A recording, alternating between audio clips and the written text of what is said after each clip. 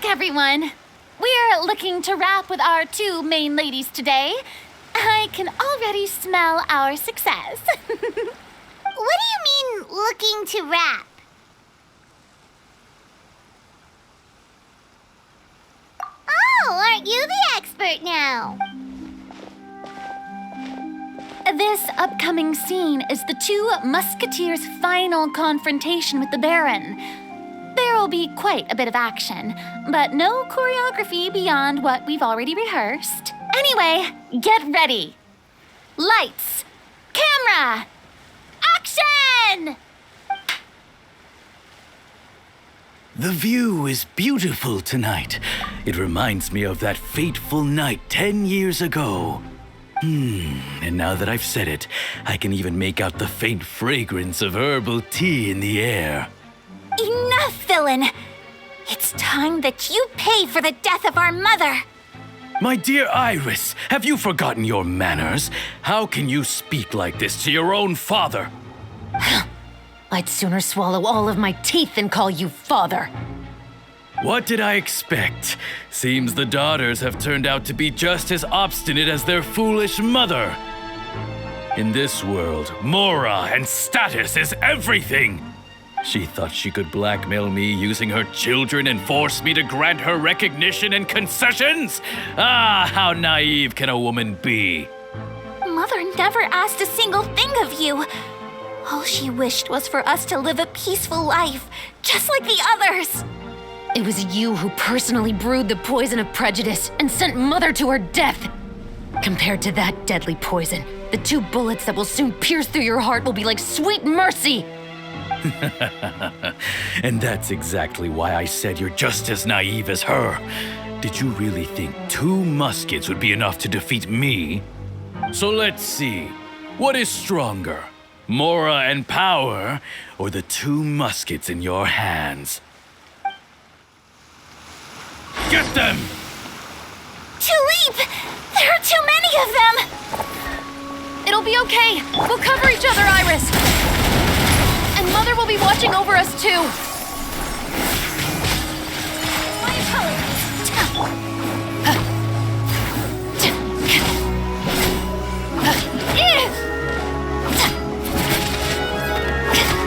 Stop right there.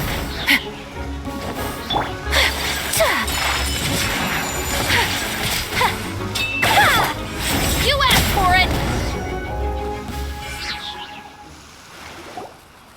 You've lost. To think I'd lose to my own 2 kids. We are no children of yours, and will never... Then tell me, what did you do all this for?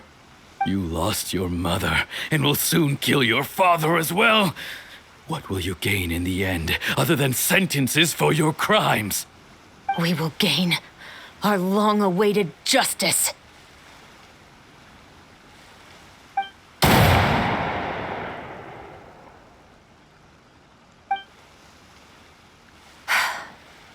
It's over. Finally, it's over.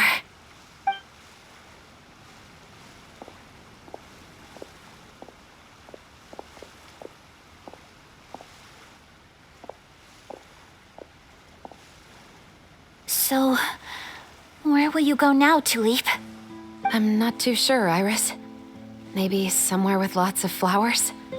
After all, Mother always did love going where the blossoms were.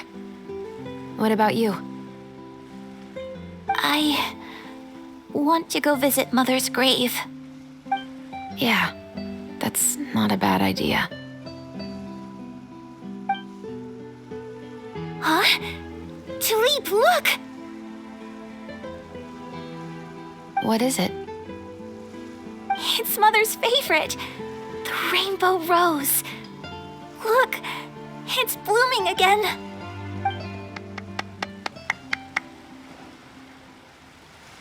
Excellent! That was beyond mesmerizing. Even I didn't expect this scene to go so well. And we got it in a single take. All right, everyone.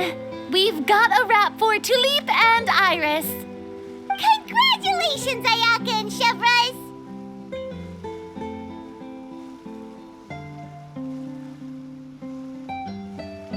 Thank you.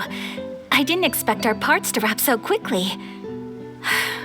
I wish I could savor the experience for just a bit longer.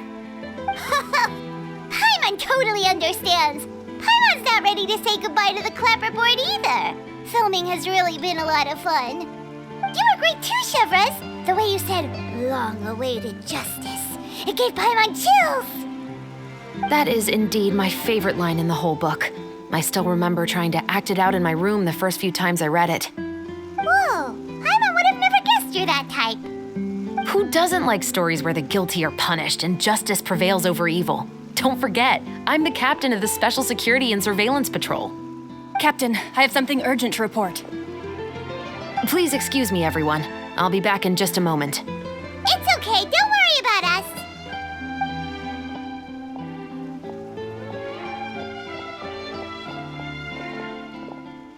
Oh?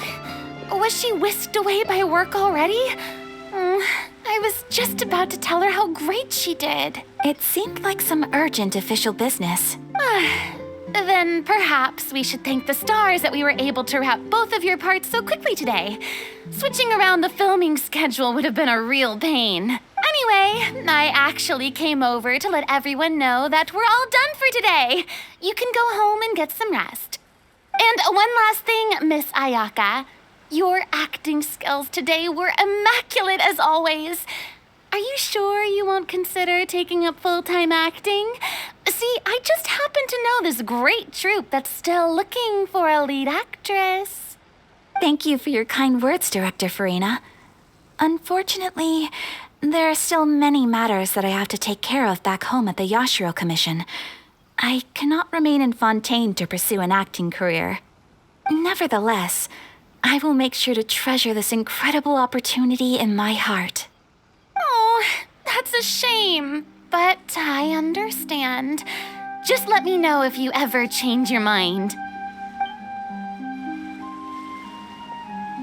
I believe it's also about time for me to take my leave. But hopefully I'll see you on set over the next few days. Even though my part's wrapped, I'd still like to swing by and help out the crew. See you tomorrow, Traveler and Paimon. Yep, see you tomorrow! Well, what should we do next?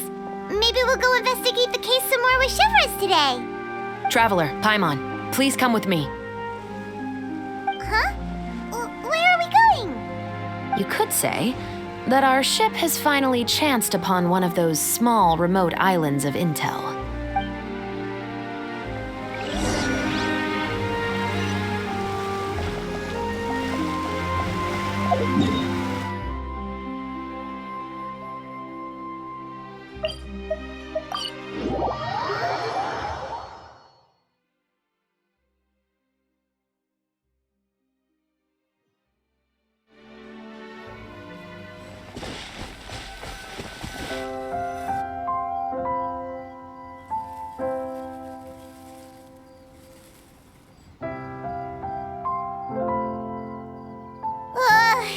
Paimon's exhausted.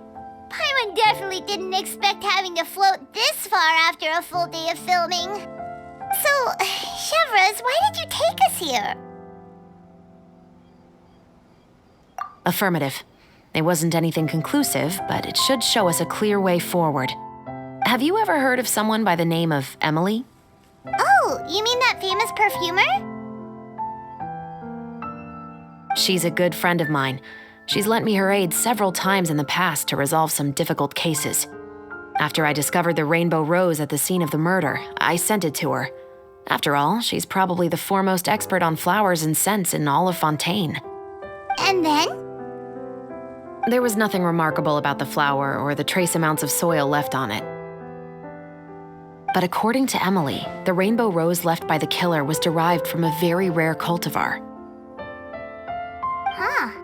Paimon didn't know that there were different varieties of rainbow rose. Paimon just thought they grew everywhere in the wild. Flowers that are deliberately cultivated will always show some different features from those that bloom in the wild. We already knew that the rose left at the scene belonged to a special cultivar, but with Emily's expertise, we were able to pinpoint the place where it was first picked from. Oh, Paimon gets it now. So whoever first planted that rainbow rose was probably the killer. Precisely. And after we checked what we learned against some sales records from the past, we discovered that there's only one person in all of Fontaine who could grow and sell this specific cultivar. Really? And who is it? It's the novelist. But didn't you say he had an alibi? To be clear, I haven't changed my mind about him. I still don't think he was the one who pulled the trigger. However, that doesn't mean the true culprit never visited him at his home or never purchased a rainbow rose from his garden.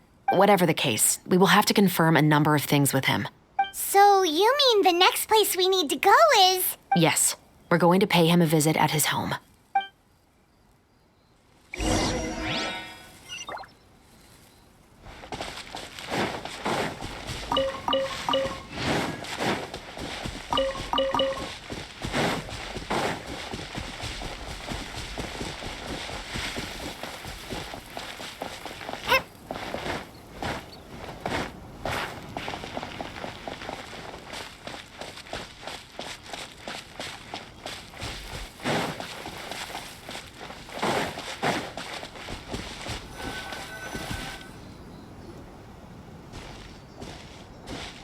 That should be his house.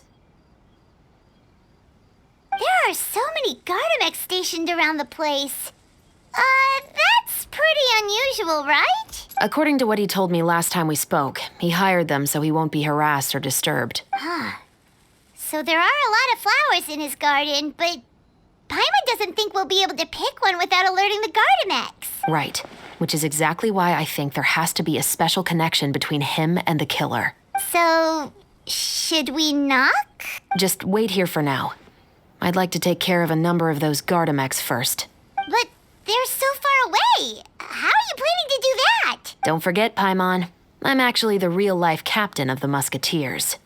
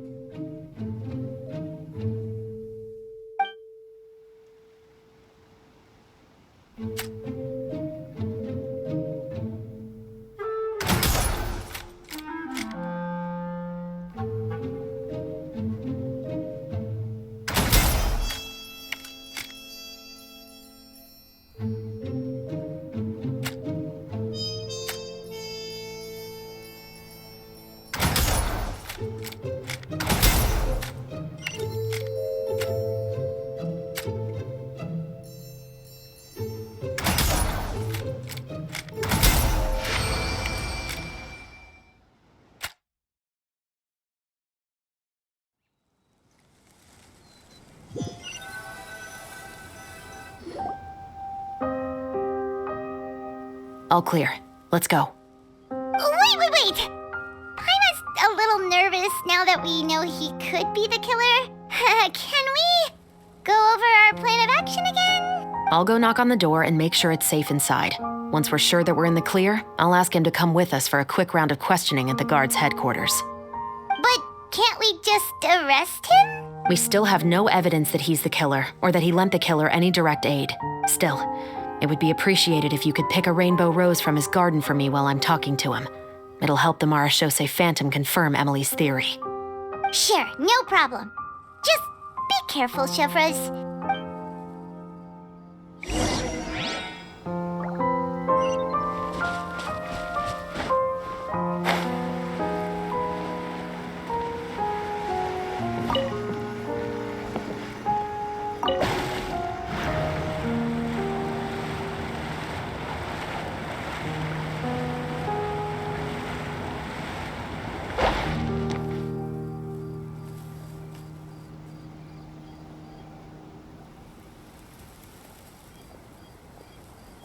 Excuse me, Mr. Baptiste, are you home? Who could it be at this hour? Oh, it's you, Officer Chevres. Would you mind accompanying me to the guard's headquarters, Mr. Baptiste? We would like to ask you some questions about a case. Oh, is it still regarding the murder case from before? I cannot confirm or deny that at this time. So it is then. Listen, I need you to come with me, Mr. Baptiste. Miss Chavras, I'll save you the trouble. Oh, and you two over there? There's no need for you to pick my flowers either. It's not time for them to bloom yet. Oh! Okay.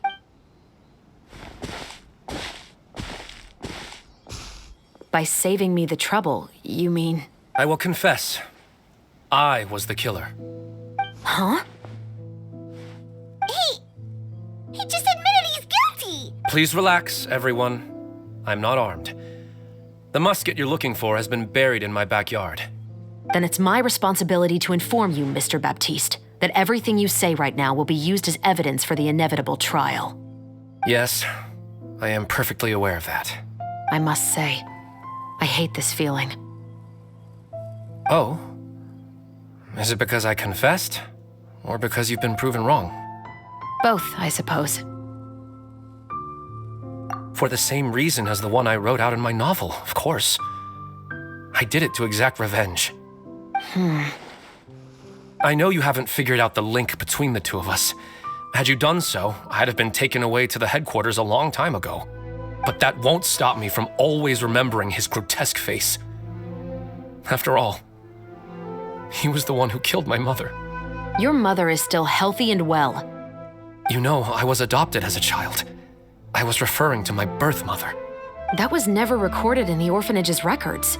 Please forgive a 6-year-old child for concocting some lies to protect himself after watching his mother die right in front of him. So, your novel, it was like a record of your life? No, of course not. It was a work of fiction with many embellished parts. But I am indeed the illegitimate son of a wealthy and influential man who abused his power to murder my mother. That part was 100% real. But the man you killed didn't have a Mora to his name. He was a hired assassin, an irredeemable beast who sank his fangs into a defenseless woman just for a few bags of Mora. But if that's really the truth, you wouldn't be telling us any of this now. You still haven't managed to take revenge against your father, the true mastermind behind it all. I never thought I'd hear that kind of thing from the captain of the Special Security and Surveillance Patrol. I'm simply skeptical about your motives. It's simple, really. I've grown tired of everything and don't want to shoulder this burden anymore. You may have considered me too soft to pull the trigger. Well, as it turns out, you are exactly right. I've become overwhelmed by the aftermath of the murder. So you're going to call a stop to your revenge, just like that? The true mastermind is too rich and too powerful for me. I've accepted that I will never be able to avenge my mother alone. And so what? The characters in your book never gave up. Now, Officer Chavras, I'm the one who has killed a man, aren't I? Are you trying to convince me to commit another crime? What's your father's name? How do you plan to prove the veracity of all of your claims? Well, I'd like to speak with you privately. Sure. Why don't we speak privately at the guard's headquarters? No, it has to be here. I must ensure that we won't be overheard. Fine. Let's talk here. When I said won't be overheard, I meant by anyone. I would like to speak with you and you alone.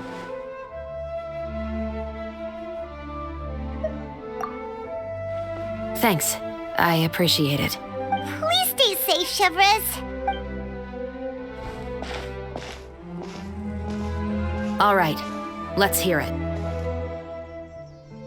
Will you really believe what I'm about to say? Well, that depends on what you're going to tell me. Fair enough. Fair enough. Then listen closely.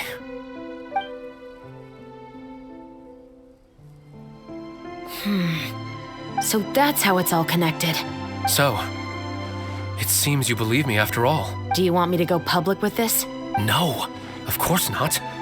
At least, not right now. Then why did you bother telling me? You've read my work.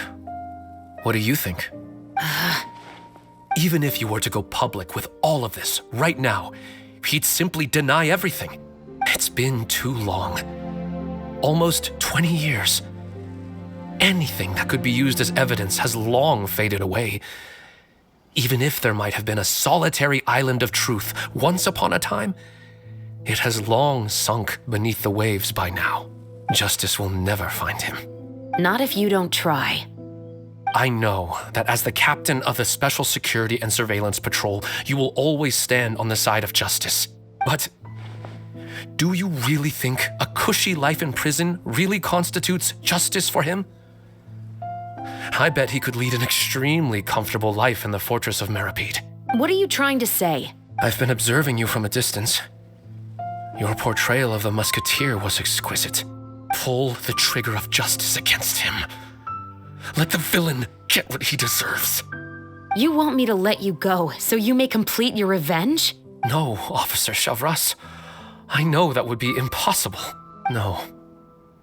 What I'd like is for you to perform the deed on my behalf. Oh, Shivra sure is taking her time. What could they be talking about anyway? Oh, Paimon's worried. What if he decided to attack her? Oh, you do have a point. Still, do you have any idea who the rich person might be? And why the novelist doesn't want us to hear what he's saying to Chevres? Sorry to keep you waiting, you two. Hey, how did your talk go? I've already sent someone to escort Baptiste back to the headquarters for questioning. He wasn't lying about the musket. It was indeed buried in his backyard. But what about the name? Did he tell you the name of the rich guy? Yes, he did. But for now, I have to return to the Special Patrol. There are still a few loose ends I need to tie up. I'll probably be quite busy over the next few days, so apologies if you don't see me on set.